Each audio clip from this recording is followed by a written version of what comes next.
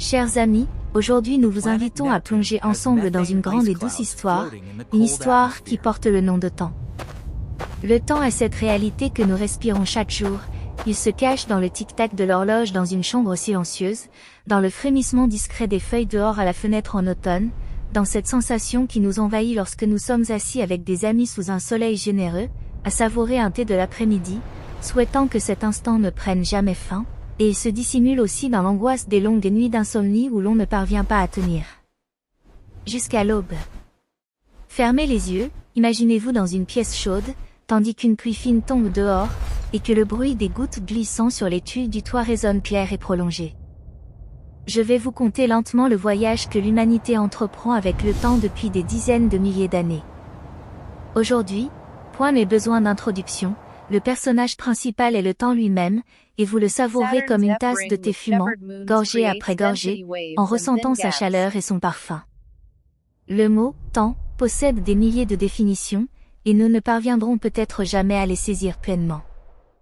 La vie d'un être humain se mesure intégralement en temps, les jours de l'enfance où l'on court pieds nus à travers les rizières dorées de l'été, les après-midi de la jeunesse où l'on rit et folâtre avec des amis sous l'ombre des phénicoptères rouges dans la cour d'école, l'âge mûr où l'on est poursuivi par le travail et les enfants, et où la maison résonne tour à tour de pleurs et de rires, le grand âge où l'on s'assied sous l'avant-toit et contemple le cercle de lumière que le soleil couchant projette sur le toit, tandis que le vent d'automne apporte le parfum des feuilles sèches.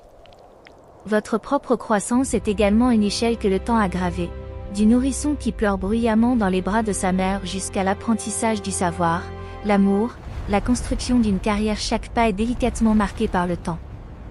À regarder plus loin, nous ne sommes qu'un grain de poussière dans l'univers infini, mais même l'univers n'échappe pas au giron du temps. Les scientifiques, grâce à des supertélescopes et à des formules complexes, nous annoncent que l'univers a déjà 13,790 milliards d'années. Il s'agit des données les plus récentes de l'année 2025, issues des observations du télescope spatial James Webb, qui ont affiné les mesures antérieures de la mission satellitaire Planck de 2013 estimée alors à 13,780 milliards d'années. Grâce à des observations infrarouges plus précises de galaxies lointaines et du fond diffus cosmologique, l'âge a été ajusté à 13,790 milliards d'années. Dès l'instant du Big Bang, l'univers a traversé une phase d'expansion extrêmement rapide, dite phase d'inflation, et il est désormais accéléré par l'énigmatique énergie sombre, s'étendant toujours plus vite et plus froid. Imaginez un fleuve qui accélère sans fin, et nous ne sommes que de petits bateaux de papier qui dérivent à sa surface.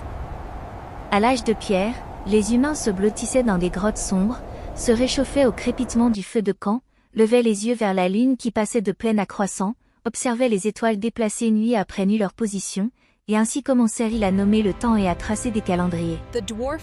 Ce qu'ils désiraient le plus n'était pas de comprendre le temps, mais de le dominer. Ainsi naquit le rêve le plus romantique qui soit, le voyage dans le temps. Qui ne souhaiterait pas retourner en enfance, entendre une nouvelle fois la berceuse de sa mère, respirer l'odeur du lait chaud? Ou s'envoler vers le futur, voir grandir ses petits-enfants, contempler les gratte-ciels illuminés de néons et les voitures qui filent dans le ciel? La relation de l'humanité au temps semble, au premier abord, banale, mais elle est comparable à un grand fleuve qui coule à travers des prairies verdoyantes, escalade des montagnes escarpées et emporte avec lui nos rires et nos larmes. Aujourd'hui, je vous offre une perspective que vous n'avez jamais entendue, nous épluchons le temps comme un oignon, couche après couche, jusqu'à ce que les yeux pleurent et que le cœur s'embrase. Oubliez les machines des films qui clignotent de lumière bleue et font disparaître les gens dans un coup de tonnerre. Nous parlons du temps véritable, celui qui coule à des vitesses différentes dans chaque cœur. Le matin, lorsque les oiseaux vous réveillent et que la lumière du soleil filtre à travers l'interstice des rideaux, une journée semble si longue qu'elle pourrait contenir tout un été, mais lorsqu'une échéance professionnelle presse, le réveil sonne et le temps semble mis en avance rapide par une main invisible, et hop, il s'est envolé. Nous divisons le temps en 3 couches.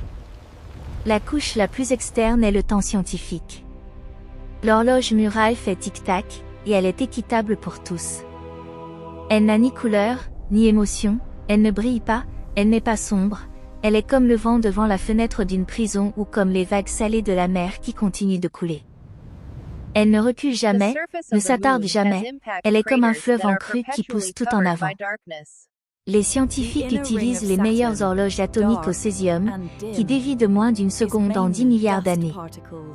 En 2025, des laboratoires aux États-Unis d'Amérique ont développé des horloges atteignant une précision jusqu'à la 19e décimale, soit une amélioration de 41% par rapport au modèle de 2023, selon le rapport de l'Institut national des normes et de la technologie. La deuxième couche est le temps physiologique, celui du corps. Un enfant tombe, et en 3 jours une peau rose repousse, il rit à nouveau et gambade, un quinquagénaire guérit lentement, et son soupir est plus lourd que le pansement. Une personne âgée assise dans un fauteuil à bascule écoute la vieille radio, et un après-midi lui semble un siècle. Les scientifiques ont découvert que les télomères de nos cellules raccourcissent inexorablement et que les mitochondries s'affaiblissent, c'est l'horloge du corps qui tic-tac. En 2025, la revue Nature Aging a publié que la longueur des télomères est déjà fixée au stade de l'œuf fécondé et détermine la vulnérabilité aux maladies liées à l'âge. Les études les plus récentes de l'Institut Max Planck de biologie du vieillissement à Cologne montrent en outre que des modifications épigénétiques induites par le mode de vie, alimentation et exercice physique peuvent ralentir l'usure des télomères jusqu'à 15%. La couche la plus intime est le temps psychologique, l'horloge de l'humeur. Amoureux, un jour ressemble à une minute, en prison, à un millénaire. Dans la jeunesse, le temps est une fusée, car chaque jour apporte de nouveaux amis, de nouveaux rires, de nouvelles connaissances. La nuit, autour d'une tasse de thé à discuter avec des amis, le ciel semble ne jamais s'éclaircir. Pour dominer le temps, il faut d'abord interroger la philosophie.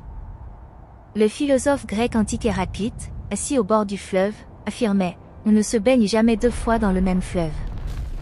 Car l'eau coule toujours, tout change constamment. » Jour et nuit, chaleur et froid, chant du coq et bourdonnement des insectes se succèdent sans une seconde de pause. Les mathématiques modernes, avec la théorie du chaos et la géométrie fractale, le prouvent par des formules, par exemple les équations de Lorentz pour le comportement chaotique, dx dt égale ix, d égale x, z, i, dz dt égale xyz, frac dx dt égale sigma, x, frac d dt égale x, rho, z, i, frac dz dt égale xi, bêta z, dt dx égale ix, dt di égale x, z, i, dt dz égale xi z, ou égale 10 sigma égale 10 égale 10, égale 28 rho égale 28 égale 28 et égale 83 bêta égale frac 8 3 égale 38, démontrant comment de petites variations conduisent à des écoulements imprévisibles. Mais un autre philosophe, Parménide, disait « Le changement n'est qu'illusion, seul l'éternel est réel ». Platon affirmait que le monde véritable se cache dans le royaume éternel des idées, et que le temps n'est qu'une ombre. Les taoïstes chinois disent que le temps ressemble au cycle des 4 saisons, printemps aux 100 fleurs, été au chant des cigales, automne aux feuilles qui tombent, hiver à la neige blanche, et l'homme doit suivre le cours de la nature. Bouddha, sous l'arbre de la Bodhi, enseignait que le passé est déjà passé, que l'avenir n'est pas encore venu, vit dans cette respiration, dans ce parfum, c'est là la vérité la plus profonde. Des scientifiques, grâce à des scanners cérébraux, ont découvert que la méditation active réellement le cortex préfrontal et étire le présent. Une étude de l'Université de Munich de 2025 confirme que des exercices quotidiens de pleine conscience peuvent élargir la perception subjective du temps jusqu'à 22%. La philosophie est-elle trop abstraite? Entrons alors dans le laboratoire de physique. Albert Einstein a cousu espace et temps en un seul tissu qu'il nomma espace-temps. Sa formule de 1905, E égale mc2 E égale mc2 E égale mc2, sert encore aujourd'hui à calibrer les horloges atomiques des satellites. En 2015, les scientifiques ont entendu pour la première fois le craquement de 2 trous noirs en collision. Jusqu'en 2025, le réseau LIGO Virgo a détecté plus de 290 événements de ce type, les analyses les plus récentes de 2025 montrant que chaque collision mesure avec plus de précision la dilatation temporelle autour des trous noirs, grâce aux ondes gravitationnelles décrites par la formule H4G MAN2C4R, H approx frac 4G. MAN2C4R, HC4R4G MAN2, où HHH représente l'amplitude de l'onde, GGG la constante gravitationnelle, MA et N2 les masses des objets, CCC la vitesse de la lumière et RRR la distance. Le voyage dans le temps est-il possible? Avancer dans le futur est relativement simple. Premièrement, l'hibernation, se faire congeler dans un conteneur à moins 200 degrés, s'endormir et se réveiller 50 ans plus tard, comme le proposent en 2025 les entreprises de cryonie telles qu'Alcor avec des méthodes de vitrification améliorées. Deuxièmement, voler dans l'espace, voyager à bord d'un vaisseau supersonique, revenir après quelques jours d'âge en plus tandis que la Terre a vieilli de 100 ans, conformément à la relativité restreinte. Troisièmement, se promener au bord d'un trou noir, une heure là-bas équivaut à 23 ans sur Terre, selon la dilatation gravitationnelle du temps. Retourner dans le passé est ardu. Isaac Newton pensait que le temps était comme un rail, droit dans les deux sens. Einstein disait qu'il était comme de la gelée, courbé par la gravitation. Le pire est le paradoxe du grand-père. Tu vas dans le passé et tues ton grand-père jeune, comment ton père naît-il, et comment existes-tu? Les scientifiques proposent 3 solutions. Premièrement, tu ne peux pas tuer le grand-père.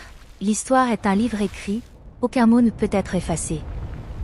Deuxièmement, dès que tu agis, l'univers se divise et tu continues dans une nouvelle ligne temporelle, selon l'interprétation des mondes multiples de la mécanique quantique. Troisièmement, le passé est simplement inaccessible, l'univers l'interdit. C'est pourquoi il n'existe pas encore de machine à remonter le temps, mais chacun de nous en tient déjà une dans la main, elle s'appelle le présent. Aujourd'hui, serrez votre mère un peu plus fort. Demain, ne repoussez pas les excuses. Après-demain, souriez à un inconnu. Sur après-demain, quittez le travail détesté et poursuivez votre rêve. Chaque choix réécrit le scénario de votre vie. Le temps ne coule pas à rebours, mais l'amour peut figer cet instant en éternité. Chers amis, merci d'avoir épluché, puis et bu le temps avec moi. Puissiez-vous vivre chaque jour comme un cadeau, chaque seconde comme un feu d'artifice. Le temps ne nous attend pas, mais l'amour peut lui faire arrêter ses ailes. Si cela vous a plu, aimez, commentez, partagez, et portons le parfum de cette tasse de thé chaud dans davantage de nuits d'hiver. À la prochaine, que vos jours soient doux et le temps abondant. Au revoir. The giant ice planet has a deep layer of supercritical water beneath the clouds.